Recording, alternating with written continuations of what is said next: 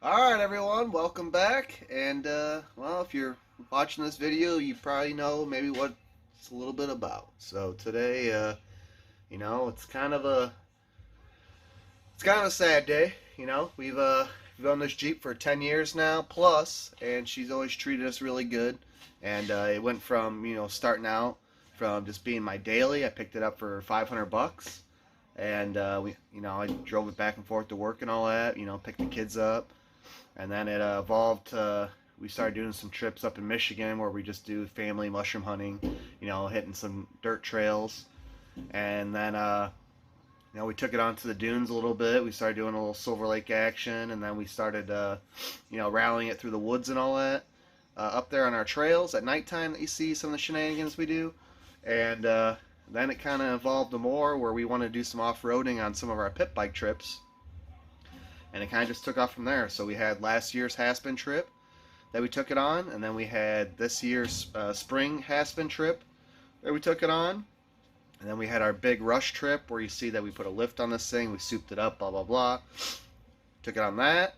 Then we took it on our Badlands trip, and we had a good time out there with my boy and my dad. And then we were getting ready to wrap it up, and we took it up to Michigan to put it in storage until we're ready to work on it in the springtime and some knickknacks, get ready for our trips next year. And we were having fun with it, and the motor popped. And if you didn't see the clip, here it is right here.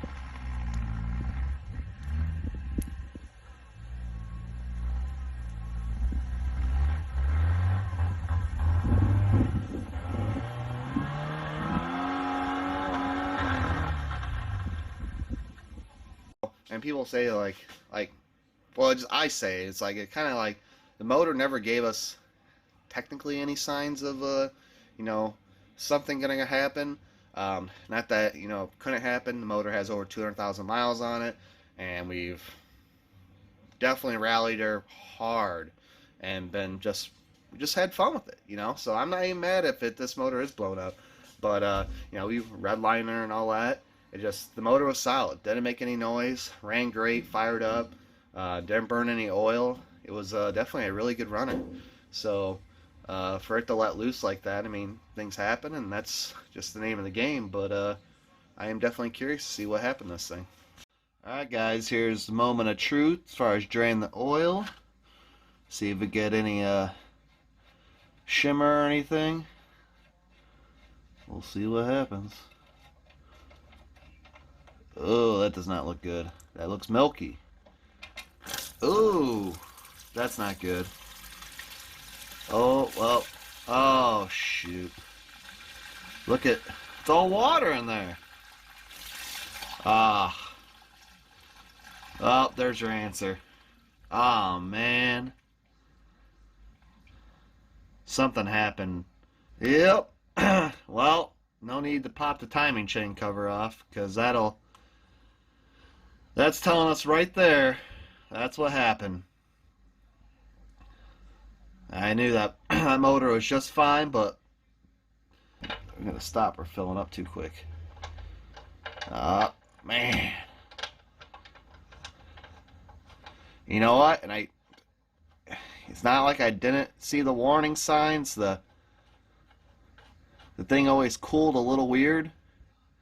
If you remember last year, or maybe it was this year, we were getting like the cooling system as far as dialed in, because it was overheating. And I always said how it was weird on how it acted. Like it would never like overheat, but the way the temperature thing, way it cooled, just wasn't 100% right. All right, guys, we'll check our just to check her, see what but I'm pretty sure. Yep, she's definitely not topped off. So what I'm thinking what happened was that with our overheating issue that we had, we probably head gasket, either the head or the head gasket is ruined. So that's what let our coolant through the motor, and that's what happened. So really, nothing we could do about it. Probably would have never even thought about replacing that thing. We we only would have got lucky if the motor hadn't blown and we went to go do our oil change, which we only do a yearly oil change on this one since it gets used, very little. So maybe, if we haven't taken that rip in Michigan, if we were playing the what if game, then we would have changed the oil next year, and we would have spotted, the fluid in the motor then, but that didn't happen. So this is where we're at. Motor's definitely probably toast. So now what we have to think about, our option is we have the black YJ out there.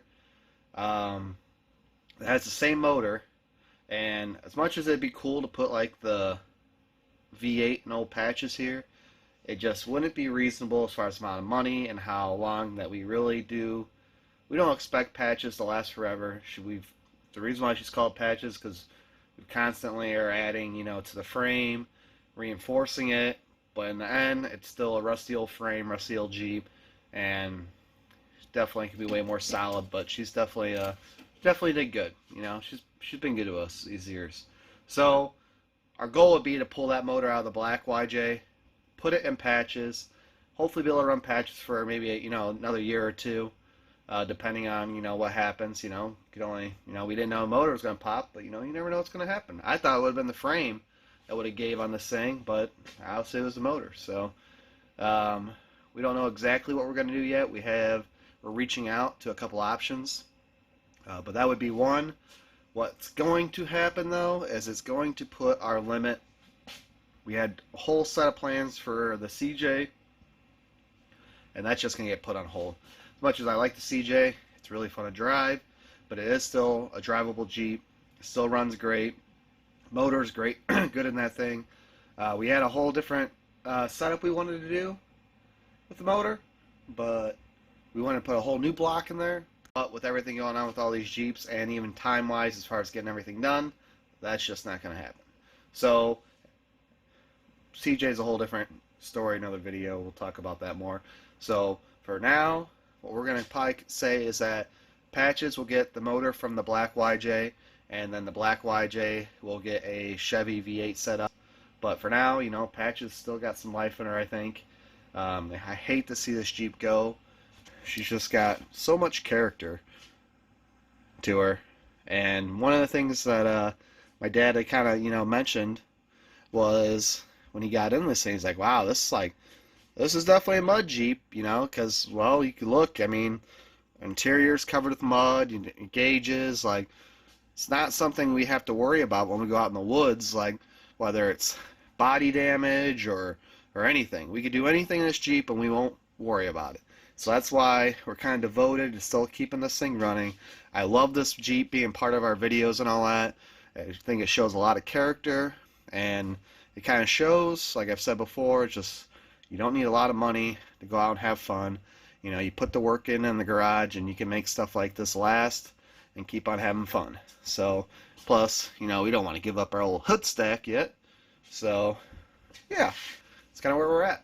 But that's pretty much an update on all patches here. Next time we'll get a video of patches. Will be our final decision. Like I said, we got a couple things in the works. But for now, until we decide on further what we're going to do for patches, but one thing I will guarantee, we will have a Jeep next year off-roading out in Rush and Black Mountain are our two big trips that we have planned. So I appreciate you guys watching, and we'll see you later.